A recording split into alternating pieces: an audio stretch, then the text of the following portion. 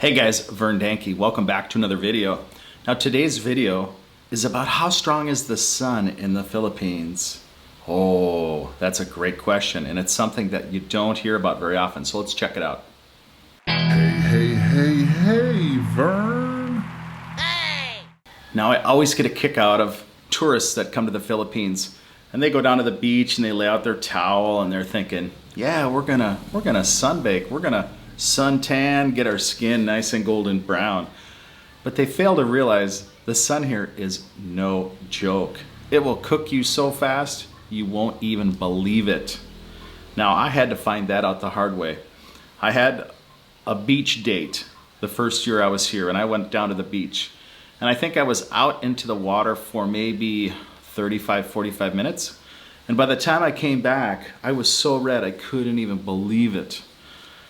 That same amount of sunburn would have taken me 4 to 5 times longer to get back in the middle, I'd say in the Midwest of the US. And so people come here with the false notion that the sun is the same strength in their country as it is here. And boy, that couldn't be farther from the truth. And I'll show you some examples of what exactly I mean. All right, guys, so here's a shirt that I brought back from the US. Now, I do my own laundry, and when I washed it, I hung it outside to dry. And I think I got busy, so it probably sat on the clothesline for approximately 2 days. Now, look how faded it is compared to the back side. You could almost two-tone with that if the lighting is good enough to see that. So in 2 days, the shirt had faded in about the time it would have taken 3 to 5 years in the US. Now reds fade the fastest. I used to paint cars and repaint cars because the paint jobs had gone bad. And you could tell that red would fade absolutely faster than any other color possible. Now, a lot of people choose to paint their houses in different colors, and anything that has red or a red pigment in the paint will cause it to fade very fast. You know, I kind of get a kick out of people that want to paint their roof red. Boy, it looks pretty for like 3 years, and then after 3 years, it starts to look chalky white because the pigment starts to break down from the strength of the sun. And I don't know why the pigment in red is attracted to that ultraviolet radiation level to the degree that it is for that tone, but it sure does take a beating. So it's just amazing. So one day I was out on a jungle walk and I seen a clothesline full of clothes up in the mountains. And we're talking jungle hut type thing. And I noticed a very interesting thing when I looked at the clothes on the clothesline. All of the clothes were hung up, turned inside out. Now, that totally makes sense because anything that's going to fade is going to fade on the inside, and then the outside, the right side out is going to last a lot longer. So if you're living in Asia and you want to dry your clothes, hang them inside out and they will last a lot longer. So everything I hang up now, I hang up inside out. Maybe you forget to leave it on the line and it's not going to be destroyed like it would be if it were hanging the other way around. So my journey with understanding how strong the sun is really began with my sunburn. After the sunburn, I had purchased a new motorcycle, and this was about 2015. Now, what I had purchased was a blue and white Honda XRM. And at the time, I didn't have a place to keep that bike parked under a shelter.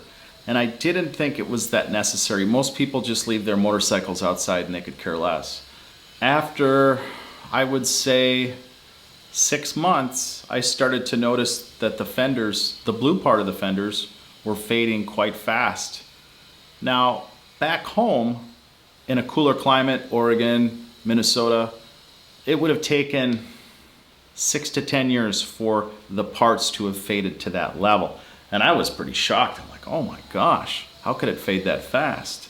And ever since then, I put a cover on that motorcycle that I would have to have leaving outside. So after that, I would use a motorcycle cover to keep the motorcycle protected. Now after a year and a half of owning that motorcycle, it kind of bothered me that my new bike had these parts that looked so faded. Instead of looking blue, they were chalky blue. So I bought new plastics for that from the Honda dealership. They weren't that much. And to me, having some pride in what I own, it was like, yeah, this is okay. This makes me feel better. Everything looks nice. It looks new again. And what I noticed is the car cover, or I'm sorry, the motorcycle cover that I was using to cover the motorbike sometimes would shrink up or raise over the top of the fender. Now, in 3 months, half my fender was starting to become chalky again because it would become exposed to the sunshine. And I thought, okay, this is it. Something's got to change. So after that, I bought dedicated covers for everything. My cars, my motorbike. Let's take a look at the next example. And you'll just be able to see the real deal in action of what's happening to the car covers on my cars, okay? Now I have a couple of cars here in the Philippines. And instead of leaving them uncovered, I cover them with car covers. I should have done something different, like had a dedicated bamboo shelter built, thinking about it now, but that's basically hindsight. One of the car covers, the one that's really fallen apart the most, is only 3 months old. And that car cover was over 3,000 pesos. So that's about 60 US dollars. Yeah. The other one was a little bit more. I think it was $75. And that car cover is about 9 months, maybe close to pushing a year. It's a lot different construction, and it's really held up a lot better. But in any event, they still need to be replaced. Now, it's cheaper than paying for, say, like a storage lot to park them in, or a storage garage, but yet if I had to do it over, I would have taken the money and had bamboo shelters built so those vehicles could sit inside there. That would have ultimately made the wisest decision for that. So let's go out and check it out. Let's see how far these car covers have deteriorated in that short time. Let's check it out. Alright guys, so check this out. Look at how everything's falling apart.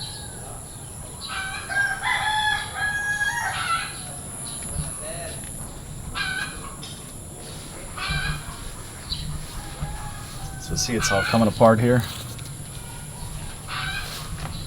Now this is their waterproof cover. Doesn't seem so waterproof now.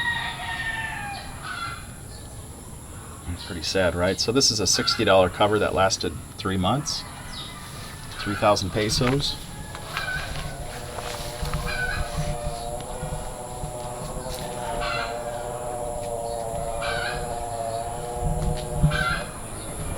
Now let's look at our other car cover. This one was the expensive cover. This one's lasted the longest, but you can see it's all split here. And that's all over the cover. So it's no longer waterproof.